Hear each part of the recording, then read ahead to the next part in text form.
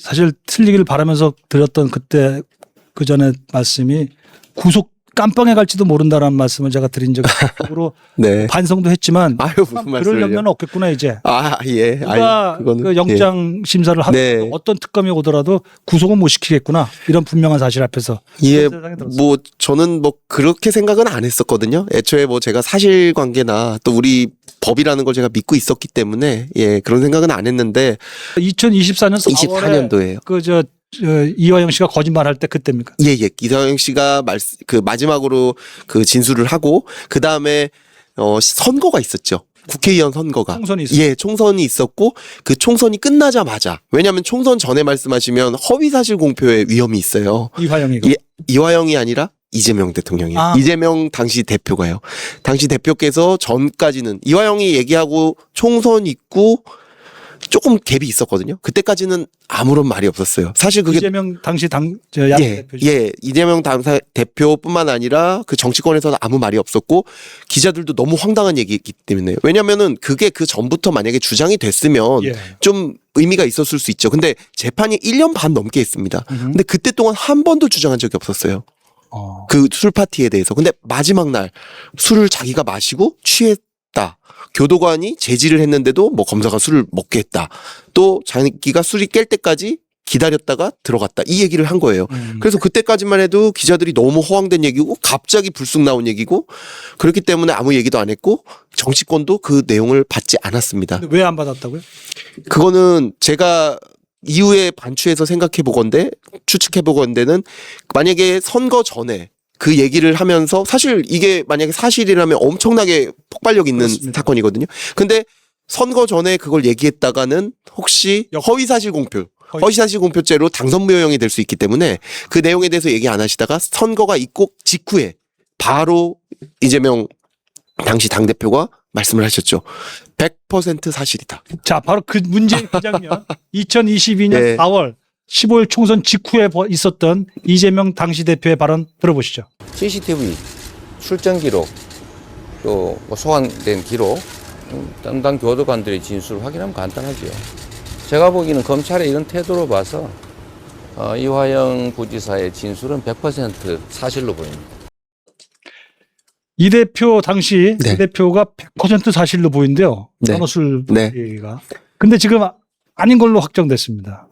그러니까요. 사실 저 이후부터는 정말 제가 어떻게 했는지 모르겠어요. 그러니까 지금 아까 말씀드리려고 했던 게 그 다음부터는 제가 거의 한국에 사는 것처럼 영국에 있었거든요. 그러니까 거기랑 시차가 9시간 나요. 그러면 여기 9시에 거긴 자정인 겁니다. 예. 그러니까 아침 9시부터 10시부터 뭔가 일이 일어나지 않습니까? 그러니까 저는 12시, 1시부터는 이제 잠을 잘 수가 없는 거예요. 전화가 하도 많이 와서. 예. 그렇게 해가지고 밤을 거의 꼬박 새고 그리고 나서 뭐 이제 여기에 밤이 되면 이제 저는 그렇죠. 예, 거기는 한낮인데 이제 잘 수 있고 이랬거든요. 그렇게 해서 그거를 고생 많이 하셨구만요. 거의 몇 개월 동안은 계속 그냥 그 어디 밖에도 못 나가고 부인과 떨어져서 공부하러 간 거예요? 아닙니다. 그때 당시에 부인이랑 제 와이프랑? 아기도 같이 있었습니다. 아, 예. 다행이네. 예. 근데 이제 부인이랑 아기도 같이 제가 겪는 뭐 같이 소위 같은 지옥 같은 상황을 계속 겪었죠. 그러니까 저는 밖에도 못 나가고 계속 이제 뭐 검찰에서 확인 오는 것. 아. 예, 그때 검찰이 이제 자체 조사 시작하고 정치권에서 워낙 문제가 있었기 때문에 그거 하고 그다음에 그 중간에 이제 한 6월 달쯤 되면 또 이성윤 의원이 얘가 연어술 파티만 한 게 아니라 뭐 분변을 해서 뭐 바르기까지 했다라는 내용이 나왔고 예, 지금 나왔고 그리고 그 이후에 제가 없는 상태로 탄핵 청문회가 발의되고 실제 탄핵도 발의가 됐었죠. 예, 탄핵 사유 1번이 또 그 울산 분변 사건이었고요.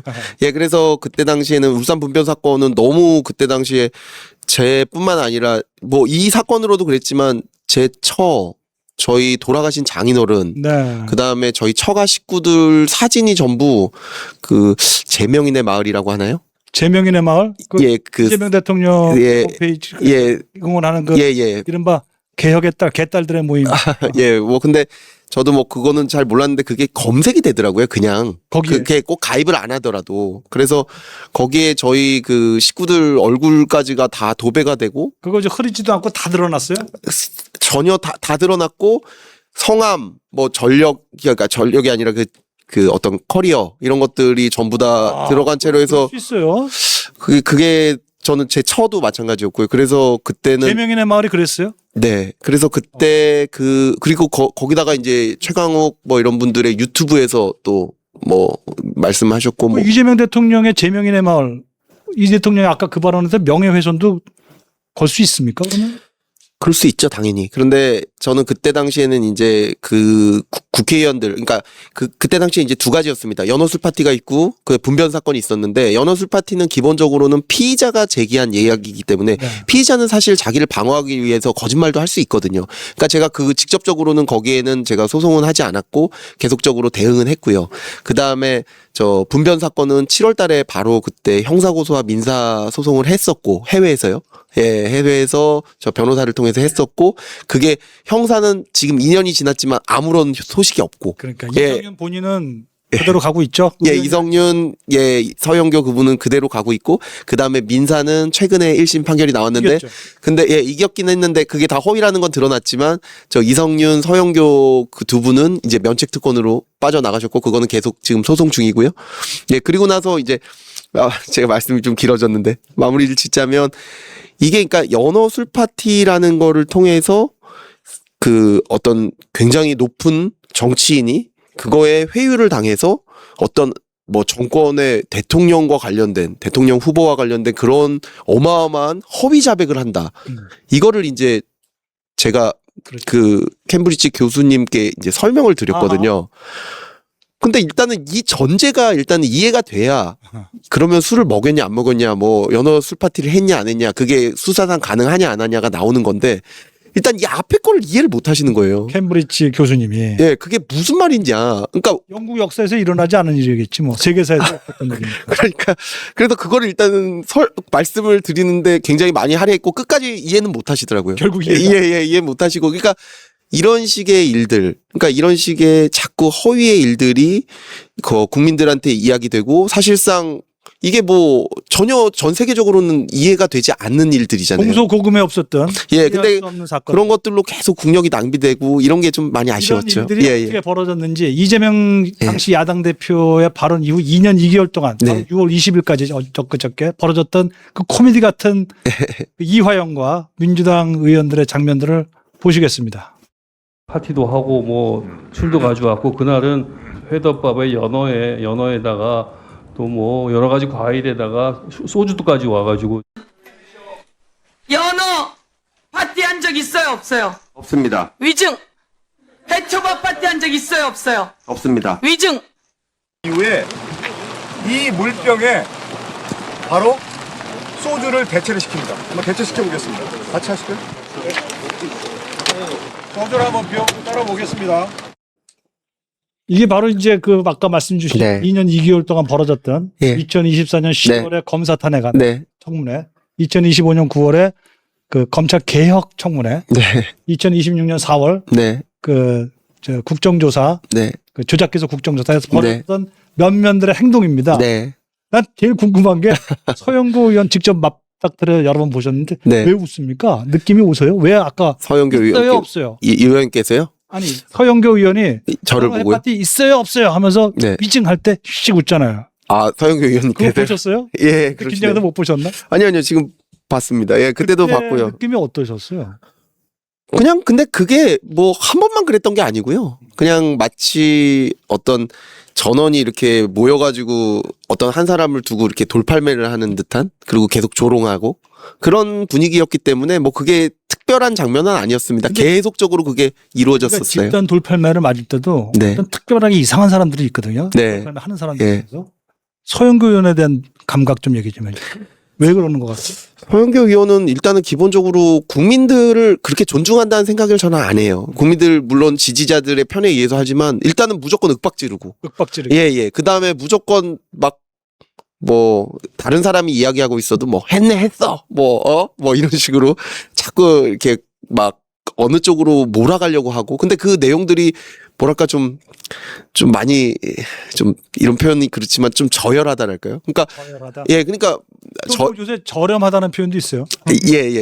저렴하다는 이제 가격뿐이고 저열하다 그러니까 뭔가 낮고 뭔가 좀 비열한 열등하고 비열하다 이런 느낌이 들 정도로 그러니까 그거를 가지고 사람들이 과연 정말 그걸 믿을까? 그런 생각이 저는 항상 들었거든요. 서유는 아마 그런 걸 통해 자기 진영의 지지는 받을까 싶어요. 그러니까 모르겠어요. 그런 식으로 이제 조롱하고 뭐 그런 식의 얘기를 하면 그게 이제 좀 뭐 좋다고 뭐 시원하다 사이다다 이렇게 생각하시는 분도 있을지 모르겠지만 저는 그런 거를 통해서 국민들이 계속 뭔가를 잃고 있다고 생각해요. 읽고 있다. 잃고 있다고. 잃어버리고 있다. 예, 잃고 있다고. 그런 게 좋겠지만 그런 걸로 인해서 국력이 낭비되고 세금을 써야 되고 그다음에 어떤 우리 시스템 같은 게 붕괴되고 이화영 같은 정말 생각할 수 있는 비리는 다 저질렀거든요. 정치인이 생각할 수 있는 비리는 다 저질렀어요. 사실 기소되지 않은 더 막 입에 담기도 어려운 비리도 많아요.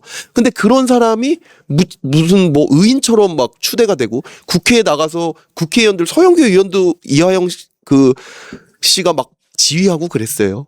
이화영이가 서영교를 예, 그러니까 피고인이 증인이 그 그렇죠. 위원장, 그렇죠. 국회의원을 지휘해. 예, 위원장이 말씀 좀 해주세요. 그거는 사실 많아요. 국정조사 때 최근에 있었던 거죠. 국정조사 때 이화영 씨가 중간에 앉아요. 그 중간에 앉고 의원님 이것 좀 질문해 주세요. 진짜. 예, 이건 제가 이렇게 답하겠습니다. 아니, 이거 그러니까 이렇게 하겠습니다. 나올 정도. 그럼요. 그건 지금 저기에도 다 나오죠. 저는 거기서 그걸 보면서 아니 어떻게 대한민국 국회가 이런 엄청난 비리, 정말 비리의 온상 중에 온상. 아 이거 굉장히 예. 중요한 말씀하셨는데 저는 사실 국회를 뭐 수십 년 동안 취재를 했고 예. 요새는 이제 국회 현장에는 안 나가는데 네.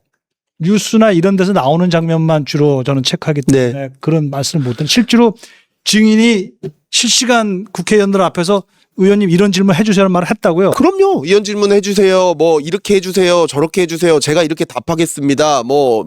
그리고 저 국민의힘이나 뭐 다른 데서 물으면 그거에 대해서 엄청나게 뭐 아마 제가 그렇게 했으면 난리가 났을 거예요. 근데 그런 식의 어떤 거라든지 뭐 굉장히 불손한 태도라든지 뭐 얘기하면 그냥 뭐 피식 웃고 만다든지. 조작 기소 네. 구조의 정점에 이화영 본인이 있군요. 서영교 의원이 아니네요.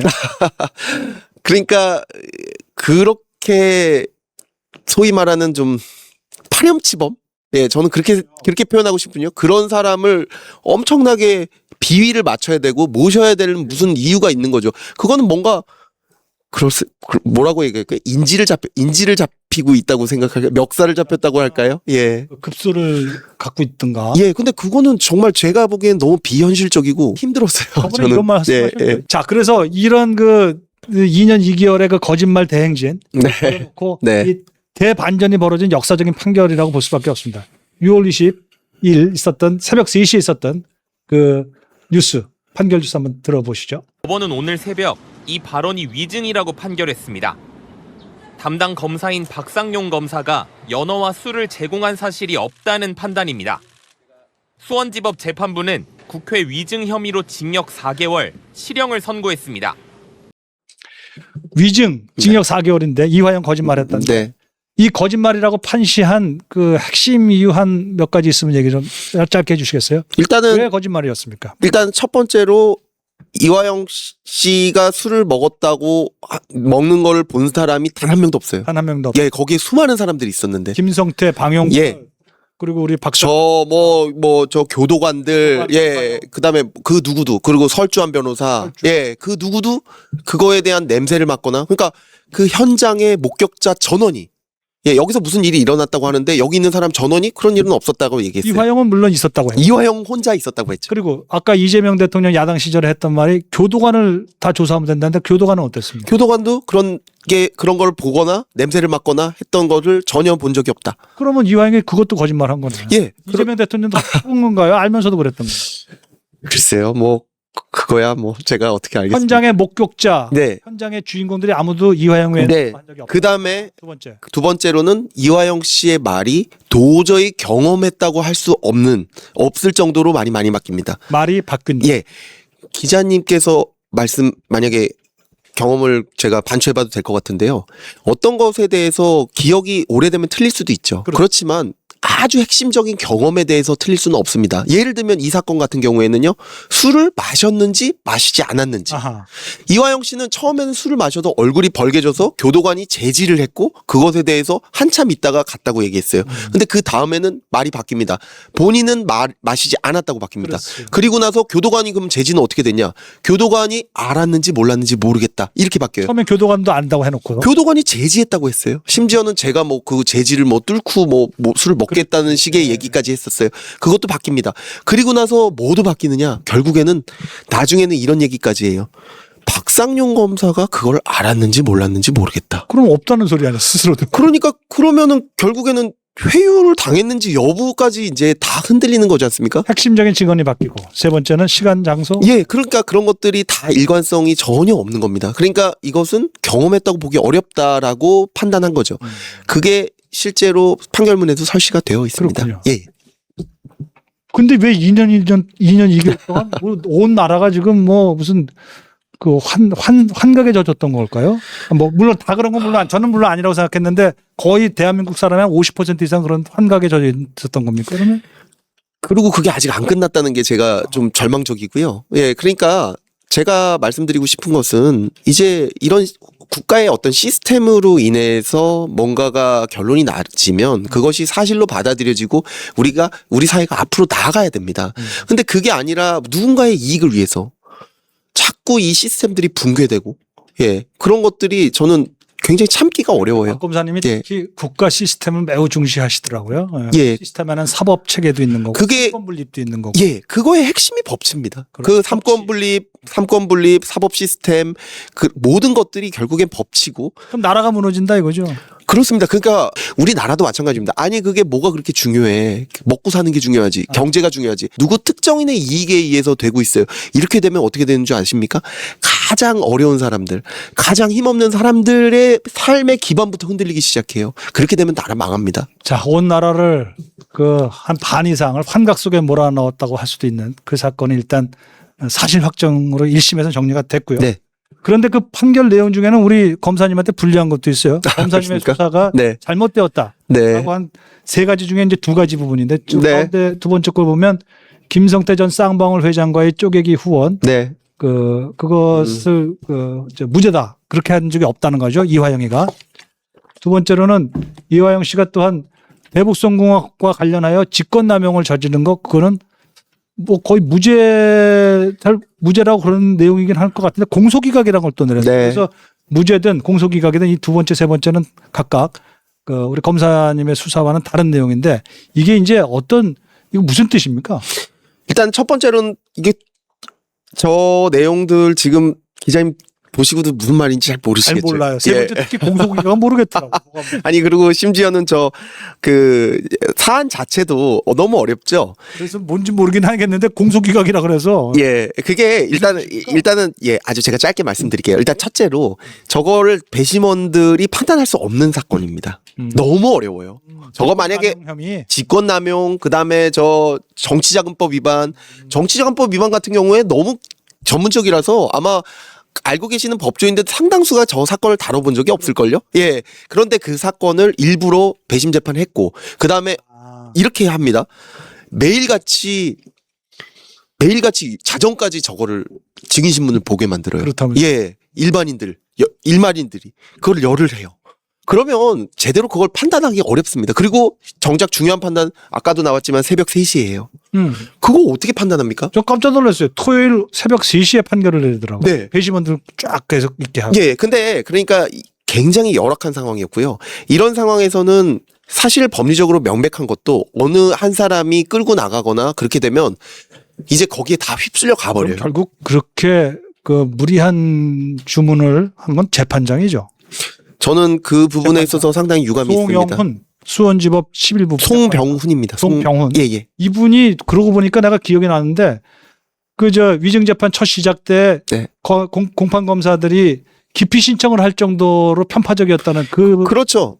지적을 받았던 그분 맞죠? 예, 만약에 그때 기피 신청 안 했으면 예. 그때 그러면 저도 증인으로 못 나갔고요. 그때 증인을 안 세우려고 했구나. 저 증인을 기각했습니다. 아. 그리고 저 설주한 변호사도 증인 기각됐어요. 근데 왜 그런 판사가 왜 그러지? 저는 뭐 알 수 없죠. 그게 너무 이상했기 때문에 사실 그때 그 공판 검사들이 상당히 저보다 많이 후배들이거든요. 네. 수사에 전혀 참여하지 게 없고요. 근데 그때 그 기피 신청을 했고 그 기피 신청을 한 것 때문에 지금까지 감찰을 받고 있어요. 그렇군요. 예, 그리고 그때 대통령께서 엄청나게 진노하셨었죠. 왜 기피 신청했냐고 무지하게 예, 뭐 집단 정부가 퇴정했고 법원에 대한 모욕이다 막 이렇게 말씀하시죠. 이것도 지금 제가 말씀드리는 아까 이화영의 입이 그 사법 리스크의 최대 쟁점이다라고 하는 걸 보시면 아마 이해가 그때 이재명 대통령이 또 유난히 거기에 간섭을 하시더라고요. 예, 그때 순방 갔다 오셔가지고 일성이 그거셨어요. 근데 그때 그게 어떻게 됐냐면 작년 12월이었거든요. 만약에 그때 그대로 재판이 이루어졌으면 이화영 씨가 이 위증도 무죄가 났을 겁니다. 무죄가 났으면 그거를 필두로 아마 성탄사면 아니면 설사면을 했을 겁니다. 그렇군요. 예, 그러니까 그러면 아마 지금 공소취소는 이렇게까지 집착하지 않으셨을 수도 있을 거예요. 어쨌든 이화영의 입이 닫혔으면. 아까 예.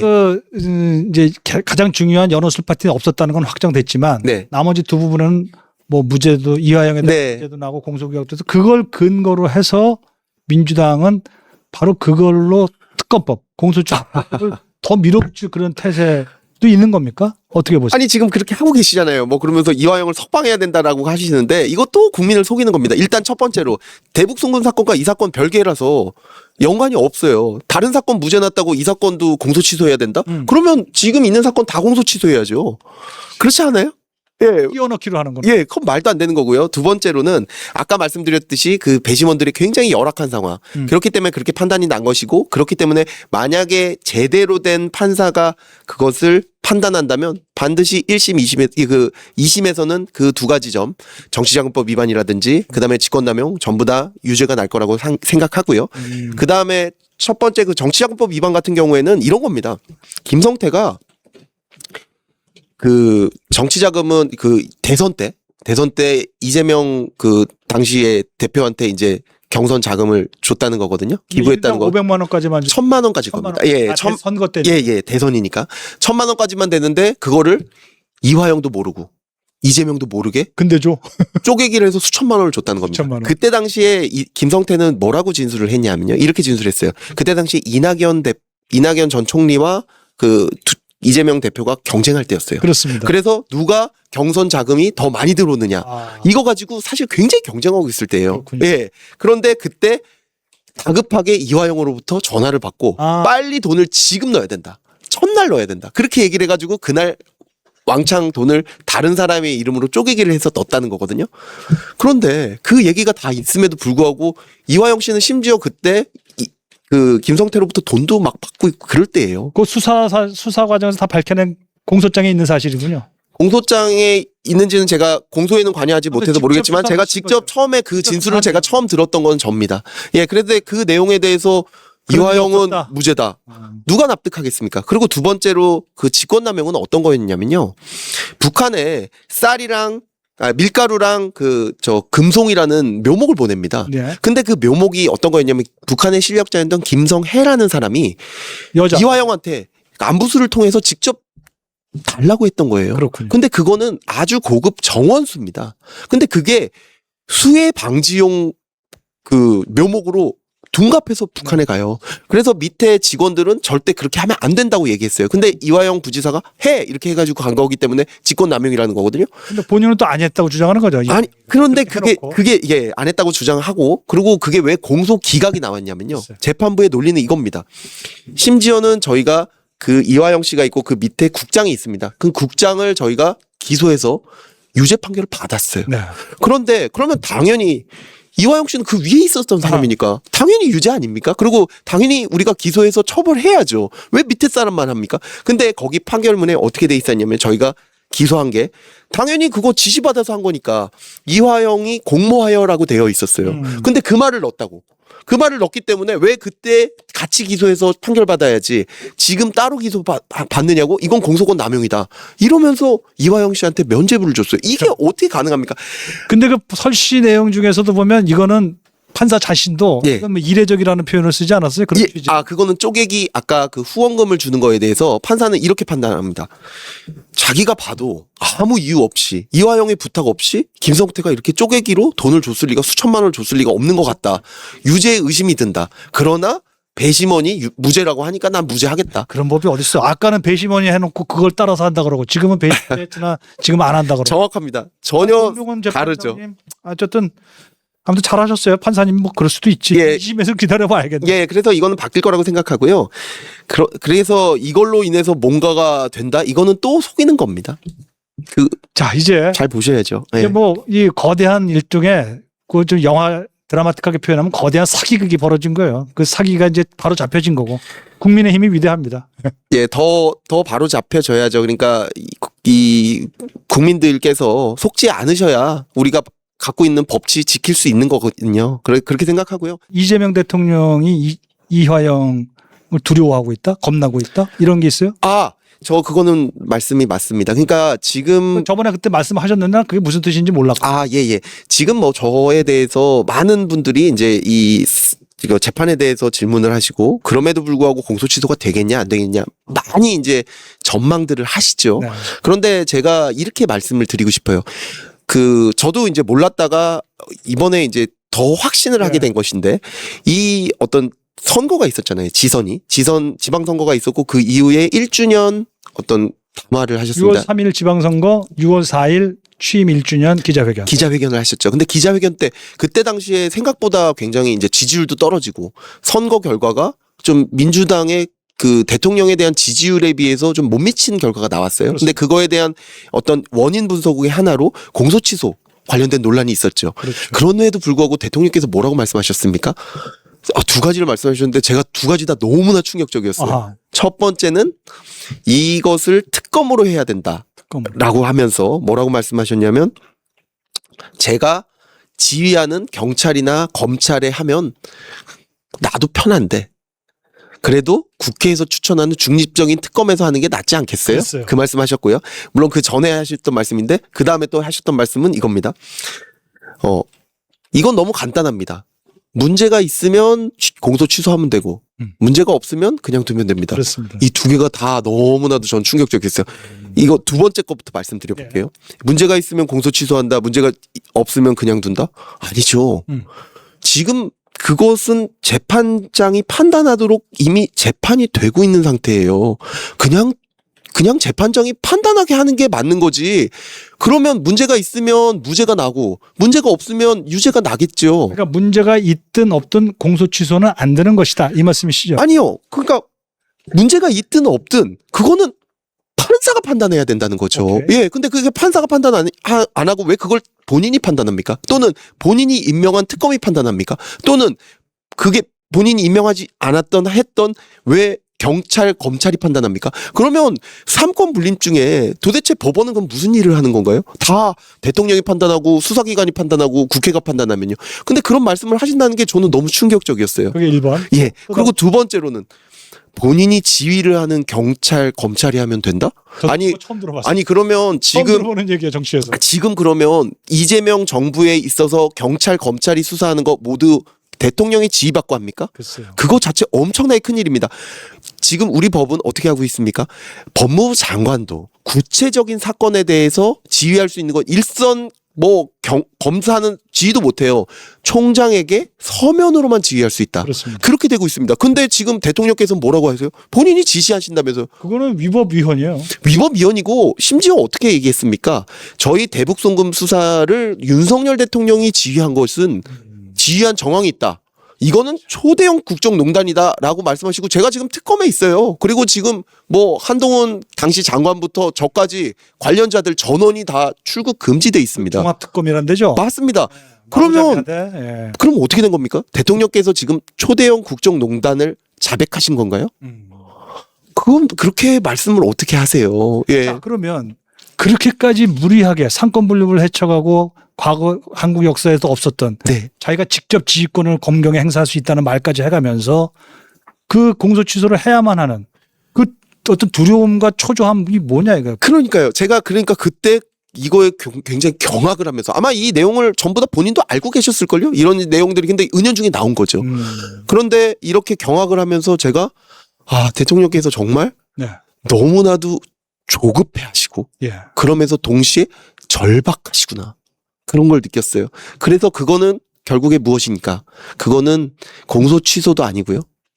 아주 핵심적인 건 뭐냐? 이화영의 입입니다. 이화영의 입이라고 하셨죠. 예, 이화영이 입입니다. 그러니까 이화영이 지금 본인에 대해서 이 대북송금은 실제로는 이재명 당시 지사의 지시와 그다음에 저의 보고가 있었습니다.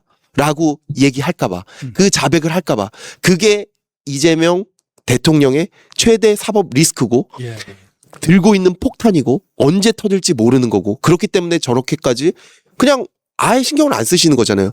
지지율이 어떻든 지방선거 결과가 어떻든 무조건 이건 처리하셔야 되는 거예요. 네. 근데 이에 대해서 임찬종 기자라는 분이 표현을 하셨는데 어렵게 표현을 하셨어요. vital interest. 그러니까 그건 뭐냐면 사활적 이익이다. 그러니까 그 그 임 기자는 어디 소속 기자인가요?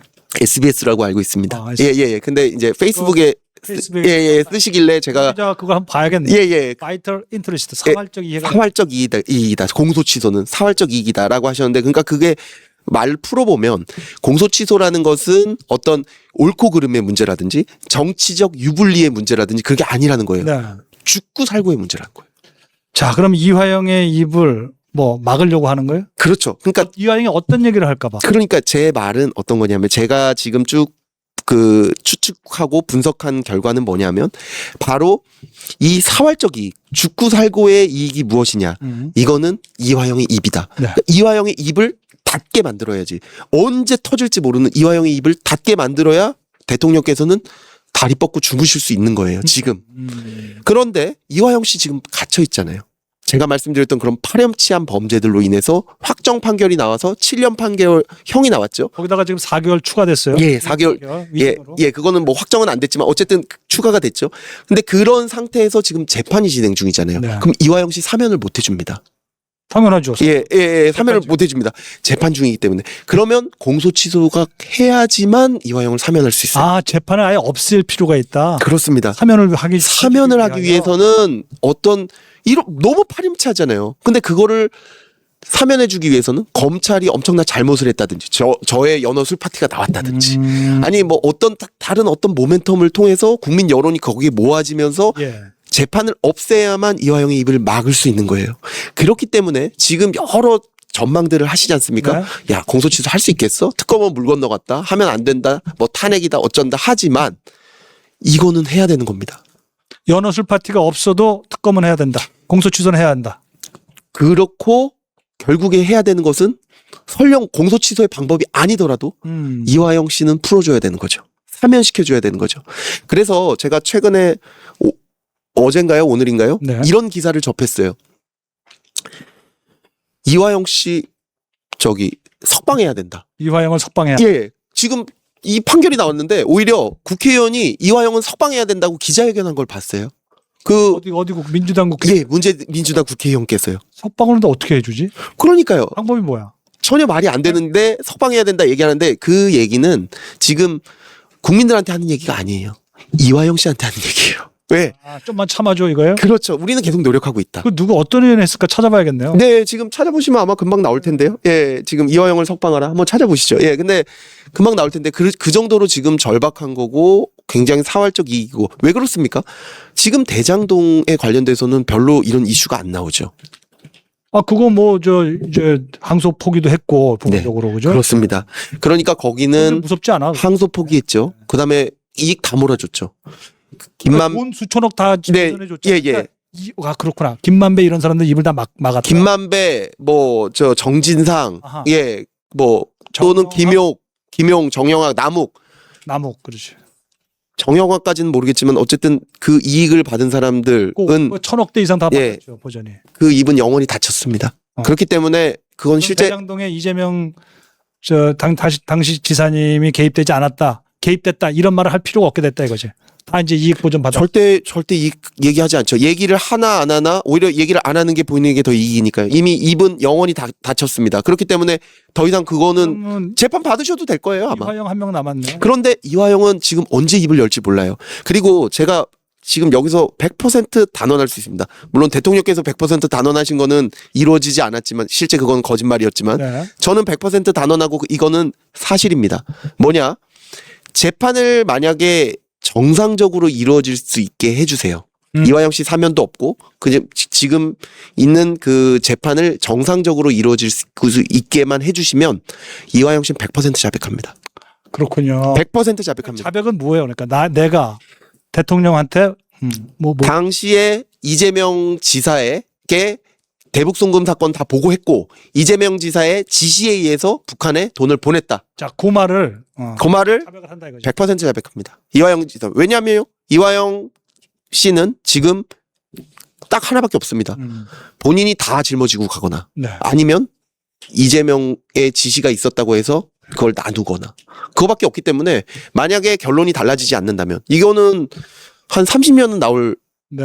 범죄입니다. 100억 지금 환율로는 한 120억도 넘죠. 그 뇌물입니다. 100억 원을 북한에 보낸 것, 예. 뇌물로 보낸 것, 그렇죠.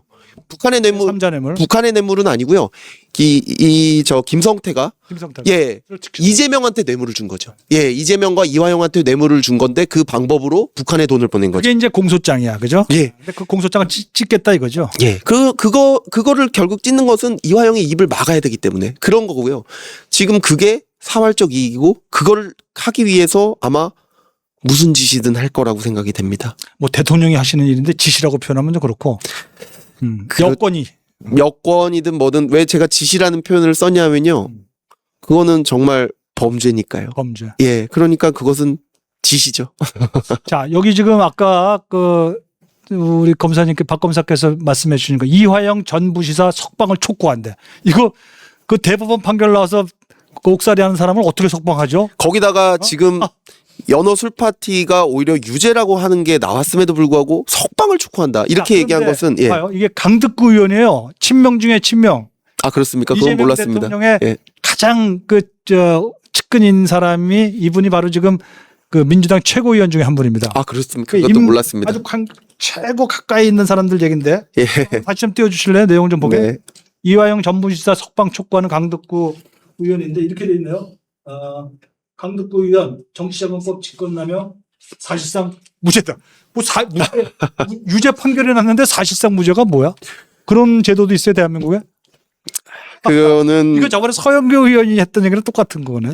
아니 제가 그래서 그런 질문을 너무 많이 받아서 제가 두 가지로 말씀을 드리고 싶어요. 합의제라는 것은 다수결로 결정을 하는 거죠. 그 전체 어떤 배심원들의 의사를.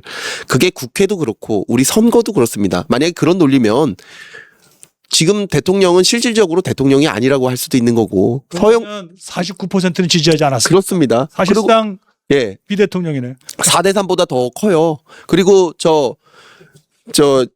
서영교 의원도 사실상 의원이 아니신 거예요? 그렇다고 볼 수 없겠죠. 왜냐하면 반대자가 40% 6대 4로 됐다면 그렇습니다. 그리고 지금 결과는 의원인데 실질적인 의원이 아닌 거죠. 비의원이군요. 그리고 지금 국회에서 통과되는 여러 가지 법률들, 예, 그런 것도 사실상 모두 무효겠네요. 예, 그렇게 얘기할 수 있고요. 그 다음에 4대 3이라고 자꾸 얘기해서 한 표만 하면 어떻다 하지만 그 4대 3이라는 것은 권고적 효력밖에 없고요.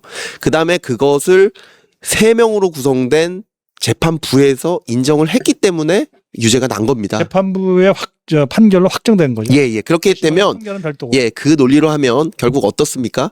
배심원 4명과 재판부 3분을 더해야죠. 7명. 7대 3이고 그리고 그중에 그 7에 재판부 가장 고도로 법률적으로 훈련된 분 3분이 계신 거기 때문에 어떻습니까? 7대 3이면 이제 실질적 무죄는 아닌가요? 네. 제가 여기서 한 가지 더 걱정이 되는 부분은 이거는 제가 여기서 꼭 말씀을 드려야 될 것 같아요. 예. 좀 어려운 부분인데요. 아까 제가 말씀드렸던 게 가장 사법 리스크의 핵은 이화영의 입이라고 했지 않습니까? 그러니까 결국에는 모든 것은 이화영의 사면, 이화영의 석방으로 귀결되는 겁니다. 심지어 그 공소 취소마저도요. 그런데 저는 이게 걱정이 됩니다. 지금 송병호 그 판사가 굉장히 무리하게 본인도 무리한 줄 알았을 거예요. 예. 말도 안 되는 논리로 공소를 기각했거든요. 이화영한테 면죄부를 줬거든요. 근데 왜 그렇게 했을까? 심지어는 배심원들은 이에 대해서 무죄라고 썼어요. 네. 그런데 그럼 무죄 쓰면 더 좋은 거 아니에요? 그러니까. 그럼에도 불구하고 공소 기각했거든요. 예. 왜 그렇게 했을까? 저는 혹시나 이건 제 기우입니다. 절대 이렇게 되면 안 되고요. 혹시나 지금 되고 있는 대북송금 사건, 제3자 뇌물죄 사건의 이화영의 재판에서도 이화영에 대해서 공소권 남용으로 또 이화영에 대해서 면죄부를 주기 위한 어떤 전초 아닐까, 빌드업 아닐까, 이게 걱정이 되는 겁니다. 근데 이게 제가 기우이기만 하면 좋을 텐데 이미 김성태에 대해서는 공소기각했어. 공소기각을 이미 했어요. 예. 그러니까 지금 대북송금 재판은 3개입니다. 김성태, 이화영, 이재명. 이재명 대통령에 대한 것은 지금 중단돼 있습니다. 예. 2개가 남아 있는데 김성태에 대해서는 이 송병훈 재판관 이미 공소기각을 해버렸어요. 그럼 하나 남지 않습니까? 이거는 공소기각을 또 할까봐. 아마 공소기각하면 그걸 목표로 바로 이화영 사면으로 들어갈 겁니다. 바로 사면을 들어가고 이화영을 석방할 겁니다. 그러면 공소기각 했잖아요. 다른 문제들은 아니요. 지금은 이거는 지금 뭐 직권남용이라는 뭐 묘목 밀가루에 대한 것을 말도 안 되게 공소기각을 그거 했죠. 말고 이제 800만 달러. 지금 800만 달러에 대해서도 그거에 대한 공소기각 이렇게 하려 심각한 사건. 이렇게 똑같은 논리로 만들 수 있어요. 왜 그거 외국환거래법 했을 때 안 했어? 왜 이렇게 쪼개기로 했어? 이거는 공소권 남용이야. 공소기각. 그러면 공소취소 특검법 없이 그냥 공소기각을 판사가 해버릴 수 있다. 그렇죠. 야, 그러면 이제 이화영은 풀려나 석방되고 석방될 것이고 이재명 대통령은 이제 초조함도 사라지고 이렇게 되는 거고. 이제 주무실 수 있겠죠. 네. 어쨌든 재판에서 사라지는구나. 예? 그러니까 이게 뭐 정치권에 의한 어떤 사법 파괴가 아니라 사법부 안에서 파괴가 되는 거죠. 자, 사법부의 독립성 그리고 사법부의 자율성 어떤 판단이 내려지는지 그것도 또한 잘 봐야 될 일 같군요. 너무나도 잘 보셔야 되고 국민들께서 이 부분을 놓치면 안 돼요. 제가 그래서 그게 걱정이 많이 됩니다. 우리 박 검사님이 공소취소 특별법 하면 안 된다고 해서 그거는 이제 안 할 것 같다는 얘기도 있는데 뭐 어떻게 될지 모르지만 네. 이제 그거 싹 우회해가지고 공소기각이라는 사법부 내부의 판결로 또 유도하는 것 이런 일이 벌어질 수도 있을까 하는 게 그러니까요. 그러니까 이렇게 봐야 되겠네요. 예, 핵심을 너무 공소기각이 목표일까? 그게 아니라 이화영의 사면, 석방. 이화영의 입으로 본다면 이 상황을 좀 더 입체적이고 좀 더 밝은 눈으로 보실 수 있지 않을까? 그래서 말씀드립니다. 자, 이제 정성호 법무장관한테 이제 그 질문을 좀 해야 되겠네요. 우리 왜냐하면 박 검사께서 6월 20일 페이스북에 정성호 법무부 장관님 허위의 연어 술 파티 의혹을 사실인 것처럼 조작한 국가 폭력에 대해 사과하십시오라는 공개 편지를 보냈어요. 네. 이건 뭐 자기 상급자인데 상급자 소속기관장한테 너무 대드는 거 아니에요? 지금 징계권자이기도 한데 왜 이렇게 대드세요? 아니 세게 대들어야 그래도 좀 반응을 해주시지 않겠어요? 그건 그렇고 국가 폭력이라는 말을 좀 아주 생소한 언어를 사용하셨고 예. 또 심지어 일주일 동안 반응이 없으면 조치를 취한다고 네. 하셨어요. 정 장관을 향하여. 네. 근데 벌써 한 이틀 지났어. 네. 한 사나흘 남았는데 자, 왜 국가 폭력이고 어떤 조치를 취하시려고 합니까? 국가 폭력이죠. 있지도 않게 만들어주세요. 왜냐하면 또 다른 것도 넘어갈 주요. 예, 지금 시간이 별로 없군요. 아니 있지도 않은 사건 가지고 저랑 저 가족은 지금 뭡니까? 제 커리어는 다 끝났습니다. 저는 거기 인천지검 부부장 검사인데. 근데 직무정지 됐어. 일 못하고 있잖아요. 예, 일 못하고 있잖아요. 제가 공무원이 공무원으로서 일하면 제대로 일하면 이렇게 어떤 정치 권력으로부터 핍박받는다. 그러면 누가 공무원이 제대로 일하려고 할까요? 그래서 제가 사과하시고 저 복귀시켜 달라고 했고 그리고 지금 또 일어나고 있습니다. 미래위원회라고 위원회 또 만들어서 또 하고 있어요. 맞아요. 그거는 이제 그만하자. 이렇게 말씀드린 거고요. 안 할 거 아시기 때문에 제가 일주일 후에는 저 민형사상 조치를 취하려고 하고요. 최초로는 민사 먼저 하고 그다음에 이후에 또 형사는 본인이 또 마음대로 하실 수 있잖아요. 그러니까 검사는 꽉 쥐고 있지. 검찰 예, 그러니까 충분히 입장 나온 다음에 제가 또 조치 취할 거니까요. 민사라고 한다면은 허위 사실 공표 이런 거. 예, 명예훼손에 의한 그거에 의한 손해배상 청구 그다음에 국가배상도 할 겁니다. 근데 정 장관이 재산이 그렇게 많지 않을 텐데 몇 억 하려고 그래요. 민사소송. 글쎄요. 뭐 저도 소송대도 많고 인재대도 많아서요. 그거 좀 상의해봐야 그거 되겠습니다. 진짜 변호사비 많이 들죠. 예, 지금 저 분변 사건도 하고 있는데요. 그래요. 변호사비가 많이 들어요. 그러니까 제 개인적인 걸로 하면은 그냥 이쯤에서 물러나는 게 저도 편해요. 제 경험에는 한 5천만 원 적어도 1억 원은 들 텐데 변호사비가. 아주 뭐 변호사비 많이 드는데요. 근데 이게 어떻게 마련하실까? 요새 뭐 기본급밖에 못 받는다면서요? 뭐 저희 처한테 좀 손을 벌려야죠. 알아요? 아니요, 그건 아니고요. 그런데 그런 것들로 해서 어쨌든 간에 이걸 마무리 짓고 반드시 끝까지 해야지. 그래야 재발이 안 되죠. 정성호 장관의 경우는 명백하게 2025년 9월로 기억되는데 네. 법무부의 그 보도자료에 네. 연어 술 파티 정황이 있다 이렇게 되어 있습니다. 예, 그렇게 하고 심지어는 지금 정청래 지금 저 당대표께서 이렇게 흔드는 거에 보면 기사에 이렇게 돼 있어요. 교도관이 그걸 뭐 봤다는 진술이 있다. 이런 식의 기사도 있어요. 근데 그 내용을 보면 그거를 정성호 장관이 낸 그 보도자료에 그런 식의 표현들이 들어가 있어요. 근데 그게 실제로는 증거가 없었거든요. 다 이제 아닌 걸로 예, 그리고 실제로 그런 교도관의 진술도 없었고요. 근데 그거를 마치 사실인 양 얘기한 것은 잘못한 거죠. 근데 사실 개인적으로 보면 정 검사님, 저 정성호 장관을 좀 아시죠? 그 아무튼 개인적으로 보면 참 합리적인 분이에요. 공소 취소도 네. 안 하는 게 좋겠다는 그런 생각을 분명히 갖고 있고. 저는 뭐 정성호 장관이든 근데 부장 왜 이런 예. 분이 예. 그렇게 무리한 일을 감행을 하는지 나는 이해가 안 가. 어떻게 그 짐작이 좀 짚히는 게 있으세요? 왜 그저 장관이 최근에 사표 내셨다. 사표를 사표 내셨다가 반려되셨다는 그런 기사를 봤습니다. 이재명 대통령한테 저는 더 이상 못하겠습니다 이래서 낸 거예요. 글쎄 뭐 어떤 내용인지 모르겠지만 지금 또 위원회를 만드셔가지고 하시는 거 보니 그건 좀 이상하죠. 본인은 죽어도 못하겠다는 생각을 하시는 것 같아요. 예. 예선들은 못한다. 예. 위원회가 하시라. 그렇죠. 책임 안 지겠다는 거죠. 끝까지 계속하라 그러면 정말 한 대통령 밑에도 못 두겠습니다. 이런 게 좀 있겠군요. 글쎄요. 예. 많이 아쉽습니다. 자 이제는 한찬식이라는 분, 한찬식 아, 예, 예. 민정수석에 대해서 말씀을 안 드릴 수가 없는 게 이분이 바로 그 가장 그 강골 검사, 그 특수부 경험도 네, 있는 그런 강력한 검사인데 그분을 이재명 대통령 오른팔 중에 오른팔이 칼제비라고 할 수 있습니까? 그 민정수석에 앉혔어요. 그것에 대해서 아주 여권 안에서는 대단히 그 반발이 많아요, 실제로. 자, 그러면 그 도대체 이재명 대통령은 왜 그런 상당히 강하고 보수적이기도 한 그런 사람을 왜 앉혔는지. 네. 일단 그 말씀 좀 들어보고 거기 이재명 거기에 대해서 정청래 대표가 거의 뭐 반박하다시피 얘기를 한 그 내용 좀 한번 보시고 얘기하시죠. 네네. 작용되지 않게 만들면 되잖아요. 구더기 무서워서 장을 못 담그면 안 되고 구더기가 생길 가능성이 있으면 그걸 다 찾아가지고 막으면 되잖아요.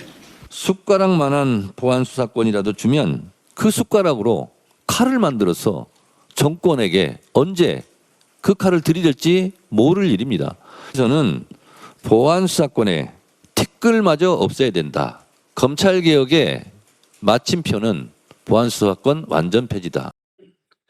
그게 뭐 좀 단순화시켰을지 모르긴 한데 이재명 대통령은 저 보안 수사권이 물론 궁극적으로는 폐지돼야 하지만 그렇다고 해야 할 일을 해야 될 거 아니냐 당장. 그래서 네. 구독이 무서워서 장 못 담그냐는 식의 네. 보안 수사권이 일정 부분 있어야 된다는 얘기를 하는 반면에 네. 정청래 전 대표입니다 이제는. 오늘 사퇴하셨죠. 예, 예, 예. 정청래 전 대표는 무슨 소리냐? 티끌만큼도 있어서는 안 된다고 이제 대통령 치받는 모습이에요. 그게 네. 이제 한복판에 한찬식 민정수석이 있는데 이런 그 평가 네. 이렇게 보는 눈에 대해서는 어떻게 생각하세요? 글쎄 뭐 저는 뭐 정치 공학적으로는 그 문제가 너무 복잡한 것 같아요. 저는 뭐 그거를 헤아릴 능력은 되지 않고요. 제가 이 한차식 그 전 검사장 제가 검사장으로 실제 같이 근무한 적도 있습니다. 그래 어디 있을 때요? 울산에 있을 때 그 울산 지청장을 하셨나 그때? 지검장, 예, 지검장 울산지검장이었었죠. 거기에 이제 예, 그리고 그 이후에 아마 수원이나 어쨌든 마지막으로는 동부 검사장까지 하셔서 그때 어떤 분이죠? 환경부 블랙리스트 실제로 어떻습니까? 탁월한 분이죠. 예, 아주 탁월. 칼제비? 저는 뭐 그 상관으로만 모셔서 실제 뭐 수사 실력은 모르지만 보고를 드려보면 보고서를 그렇게 순식간에 파악하시고 바로 핵심을 파악하시는 분은 제가 본 적이 없을 정도로. 근데 그건 저만의 그 평가는 아닙니다. 모든 검사들이 그 검사장님은 사실 저희가 그 르네상스맨이라고도 사실 했었어요. 르네상스맨. 르네상스맨이라는 게 그 뭐 다빈치나 이런 사람들 다재다능한 사람 얘기하잖아요. 그것도 거의 한 분야에 굉장히 천재적이고 저는 그런 면에서 그 한창희 검사장님은 그럼에도 불구하고 굉장히 후배들한테 또 인간적이시고 네 그래서 아주 탁월하고 뭐 후배들의 신망이나 존경도 많이 받고 있고 그런 근데 분으로 알고 있습니다. 수사 그죠? 김경수 수사인가? 드루킹 수사. 그다음에 환경부 블랙리스트. 예. 그 문재인 정권의 네. 가장 아픈 부분이에요. 블랙리스트 장관 네, 김은경 네, 장관인가? 네. 그분을 그냥 구속시켰잖아요.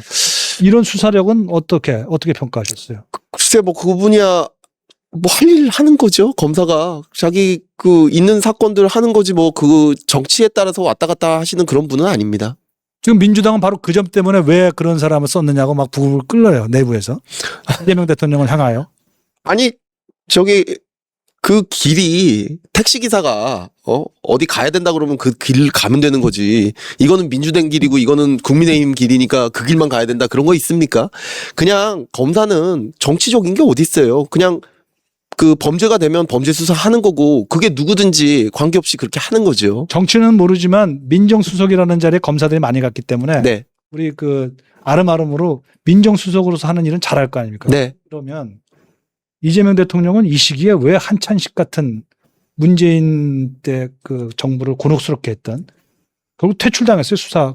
검사하다가. 그런 분을 굳이 왜 쓰려고 했겠습니까? 어떤 느낌이세요? 그거는 이제 검찰 기능의 부전을 사실상 인정하시는 거라고 생각해요.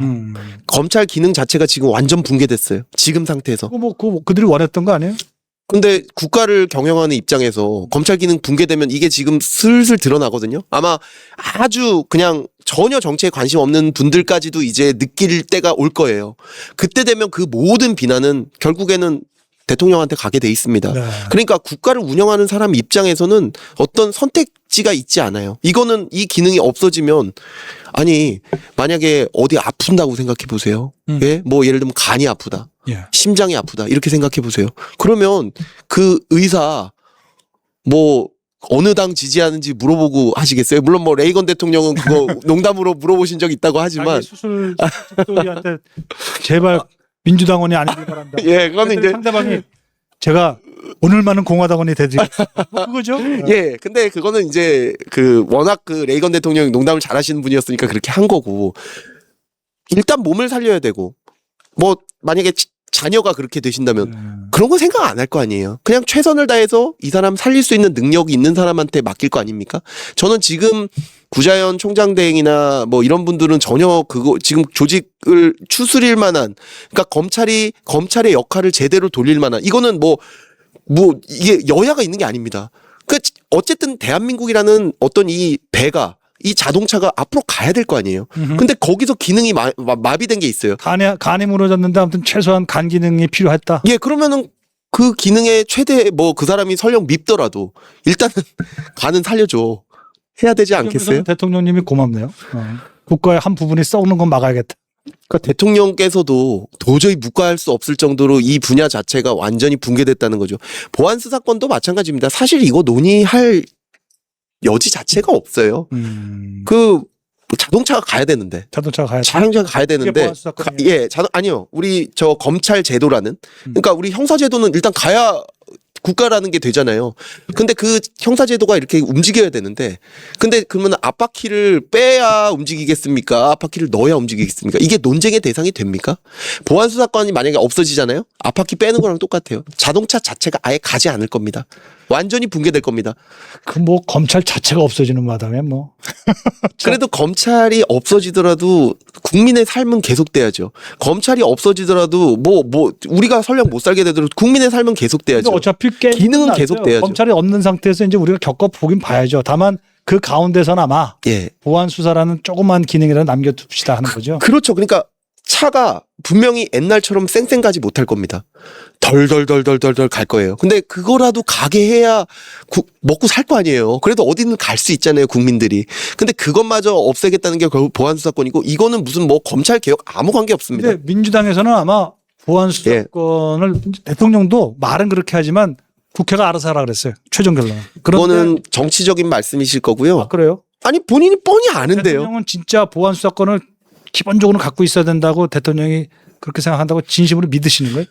두 가지 측면에서 믿습니다. 첫 번째 측면은 아까 그 기능적인 측면이고요. 그 기능을 가지고 있는 사람인데 그리고 두 번째 측면은요. 권력적인 측면에서도요. 뭡니까? 그게? 권력적인 측면에서도 결국에는 검찰권이라는 거는 엄청나게 큰 건 아니에요. 물론 대통령께서 본인이 지시한다 이런 말씀을 하셨지만 어쨌든 사정기관이지 않습니까? 사정기관. 예. 그리고 어떤 문제가 생겼을 때 예를 들면 지난번에 그 뭐 유가 담합이 있었다. 그때 어디 지시하세요? 바로 검찰에 지시하셔야. 그리고 여권에 네. 살아있는 권력을 치잖아요.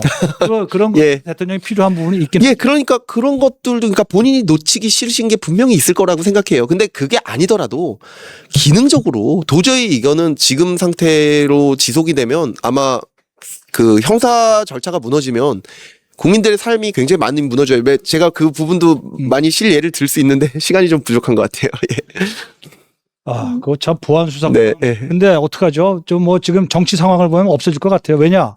이제 민주당의 그 당권 경쟁자 두 사람이 김민석 그리고 이 정청래 이 두 사람 모두가 그 당심이라는 그 부분을 차지하기 위해서 그들이 그 강력한 강성당원들의 환심을 사기 위해서 그걸 보안 수사권을 폐기하겠다는 얘기를 하고 있어요. 김민석 총리조차도. 아니 그러면 이거 있습니다. 네, 이거 이렇게 해보시면 어떨까요? 네.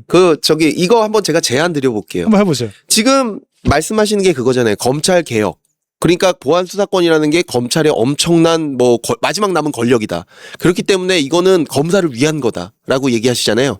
한번 검사들한테 현직 검사들한테 익명으로 네. 100% 익명으로 보안 수사권을 원하는지 원하지 않는지를 한번 물어봐 주세요.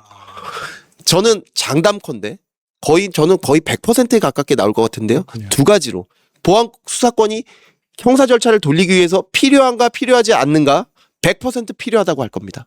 필요는 하다. 예, 필요하다. 그러나 보안 수사권을 현재 너희의 권력을 위해서 원하냐 원하지 않느냐 원하지 않는다고 할 겁니다. 그렇죠. 왜 원하지 않느냐?